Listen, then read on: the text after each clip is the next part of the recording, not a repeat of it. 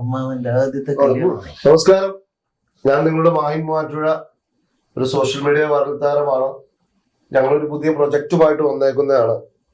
അപ്പൊ എന്റെ പ്രിയ സ്നേഹിതൻ സുരാജ് സുകുമാരൻ നിർമ്മിക്കുന്ന ഒരു വർക്കാണ്.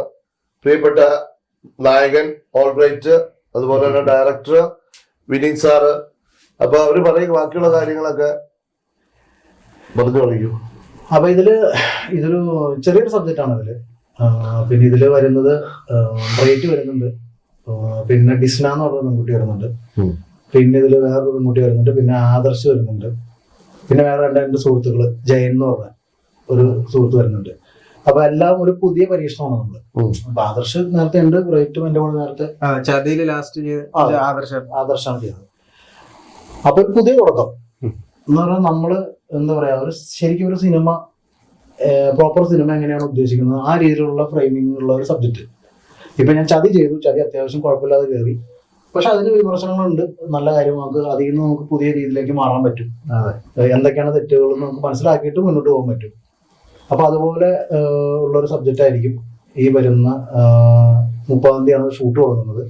അതിന് ഫസ്റ്റ് കുറച്ച് ഭാഗങ്ങൾ ഷൂട്ട് ചെയ്തിട്ട് പിന്നെ 2 ദിവസം കഴിഞ്ഞിട്ട് പിന്നെ ബാക്കി ഭാഗങ്ങൾ ഷൂട്ട് ചെയ്യുക. അങ്ങനെയാണ് പ്ലാൻ ചെയ്തിരിക്കുന്നത്. അപ്പൊ ഇതൊരു സൈക്കോ ത്രില്ലർ സബ്ജക്റ്റ് ആണ്. ടിങ് ഡോങ് എന്നാണ് സബ്ജക്റ്റിന്റെ പേര്.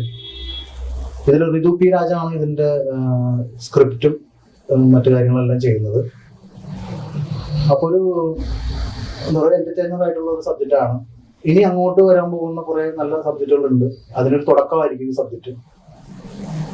ബാക്കി അതിന്റെ ടെക്നിക്കൽ സൈഡും മറ്റു കാര്യങ്ങളെല്ലാം നമ്മളെല്ലാവരും ഒന്നിച്ചാണ് ചെയ്യുന്നത്. പിന്നെ പ്രസാദേട്ടൻ നമ്മുടെ ഒപ്പം ഉണ്ട്.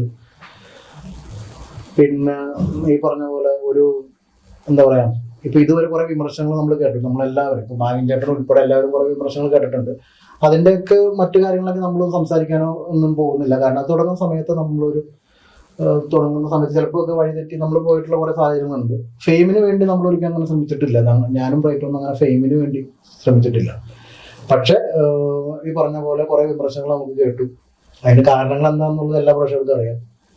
അപ്പൊ ഇനി അങ്ങനെ ഒരു വിധത്തിലും നമ്മൾ അങ്ങനെ ഒരു വിമർശനങ്ങൾ മറ്റുള്ളവർക്ക് പറയാൻ ഇടപെടുത്താത്ത രീതിയിലുള്ള പ്രേക്ഷകരുടെ ഒപ്പം നിന്നിട്ടുള്ള നല്ല സബ്ജക്റ്റുകൾ പ്രേക്ഷകർക്ക് വേണ്ടി ചെയ്യുക. പിന്നെ ഒരു പ്രൊഡ്യൂസർക്ക് നഷ്ടം വരാത്ത രീതിയിലുള്ള സബ്ജക്റ്റുകൾ ചെയ്യാനാണ് ഇനി ഞാൻ ഇഷ്ടപ്പെടുന്നതും.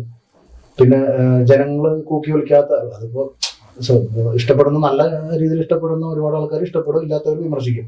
അതൊന്നും നമ്മൾ നോക്കിയിട്ട് കാര്യം. ഈ ഫീൽഡിലേക്ക് ഇറങ്ങുമ്പോൾ അങ്ങനെ എല്ലാ കാര്യങ്ങളും തരണം ചെയ്യാൻ പഠിച്ചിട്ട് മാത്രം നമ്മൾ ഇറങ്ങിയിട്ട് കാര്യമുള്ളൂ. പിന്നെ എന്റെ ഭാഗത്ത് കുറെ തെറ്റുകളൊക്കെ സംഭവിച്ചിട്ടുണ്ട്. അത് സോഷ്യൽ മീഡിയ വഴി പലരും കണ്ടിട്ടുണ്ട്. അപ്പൊ അങ്ങനെ കുറെ ബാഡ് ഇമേജുകൾ നമുക്ക് വന്നിട്ടുണ്ട്. അപ്പൊ ഇനിയൊന്നും അങ്ങനെ പോവാതെ, എന്റെ സ്വപ്നം സിനിമയാണ്.